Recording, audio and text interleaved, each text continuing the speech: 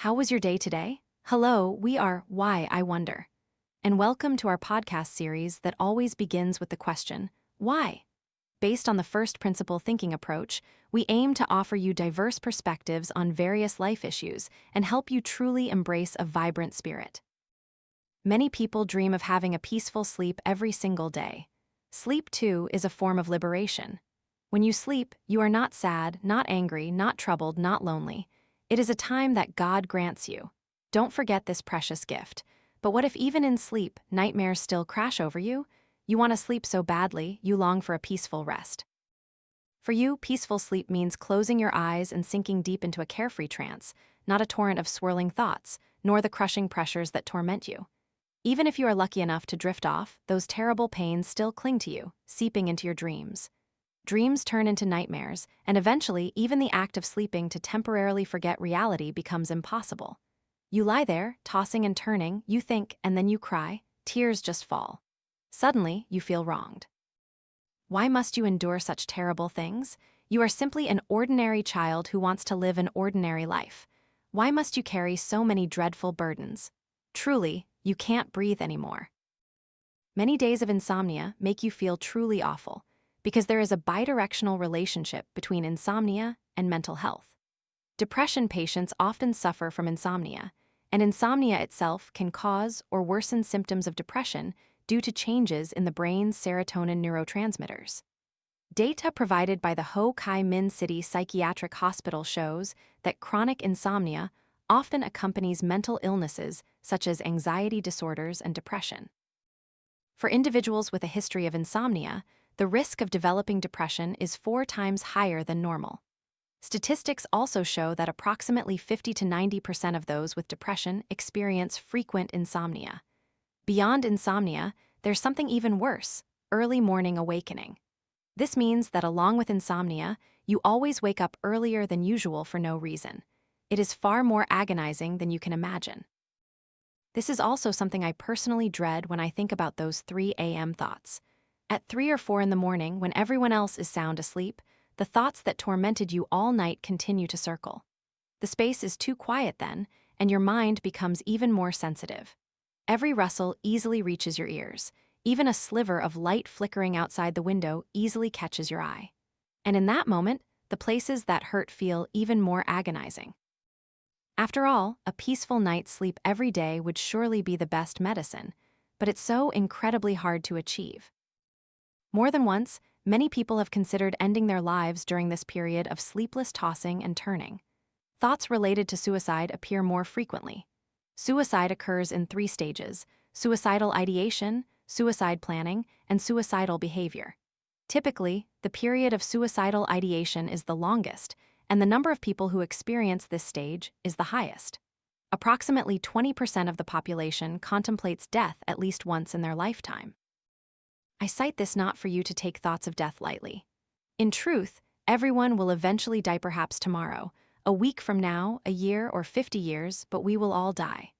However, if this thought lingers endlessly in your mind, if another person now exists within you, urging you to end your life, then that is an emergency. And I hope you will seek help from professional psychologists. I am here, and these podcast episodes are a message for you. Please stay with us.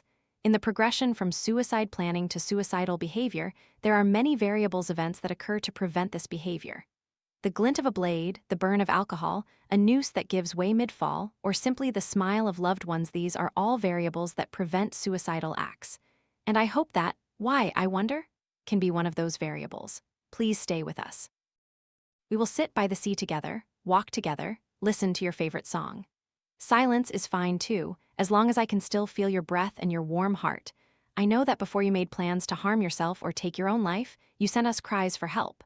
But terribly, we failed to recognize them. We often hear media reports suggesting that even the closest loved ones of those who committed suicide didn't notice any signals until the event occurred. But that is not true. The majority of people with suicidal intentions have certainly sent out cries for help to those around them beforehand. It's just that we often fail to detect those signals. Oh, you only now do I understand that the person who smiled and talked with me all day today, just last night, their pillow was drenched with tears, their arms covered in scratches, their heart more than just wounded. You told me it's okay, that I wouldn't understand, that even doctors wouldn't understand, and truly, I don't even understand myself. A patient with a stomachache will be asked by a doctor what they ate yesterday, and the culprit, an expired yogurt, is immediately found. But depression isn't that simple, yet people still force you to find answers. They cannot understand the plight of someone drowning in thoughts besieging them from all sides. When they ask why you cry, you don't know how to answer. How can you name the sorrows that are overwhelming and consuming your entire soul? And so, people sigh, asking why you shed so many tears. Your pain cannot be seen with the naked eye, but does an invisible affliction mean there is no illness? The song 1-800-273-80-255 by rapper Logic, titled after the National Suicide Prevention Lifeline number, has been proven to significantly reduce suicide rates. A study published in the British Medical Journal showed that after the song's release in August 2017, tens of thousands of calls were made to the lifeline, and the number of suicides decreased. For a long time, awareness campaigns often focused solely on stories of death by suicide, failing to convey stories of hope and recovery. But Logic's song, 1-800-273-80-255, achieved this, and I hope this episode of Why, I Wonder?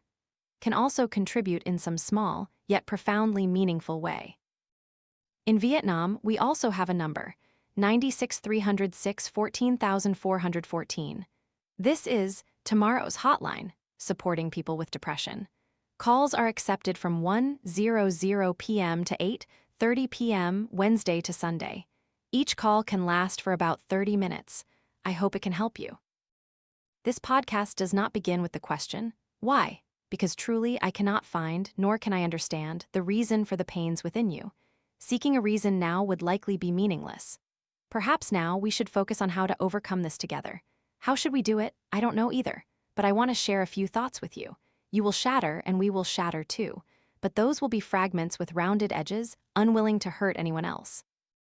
The world is sometimes not gentle with you, but you will still refuse to be hardened by it. You shatter so that light may flood in. You pick up the fragments, gazing at the glistening sunlight refracting through glass. This world brings so much beauty, but not only that, for there are also pains. But one day you will realize a priceless lesson. Even pain is a gift. Some are afraid because the rose has thorns, but others rejoice because there are roses in the thorns. You shatter so that light may flood in. Let me keep those fragments within you, store them in a beautiful box, live F away. There will be a way, so I hope that even if you shatter, please don't quietly shatter alone in the dark night.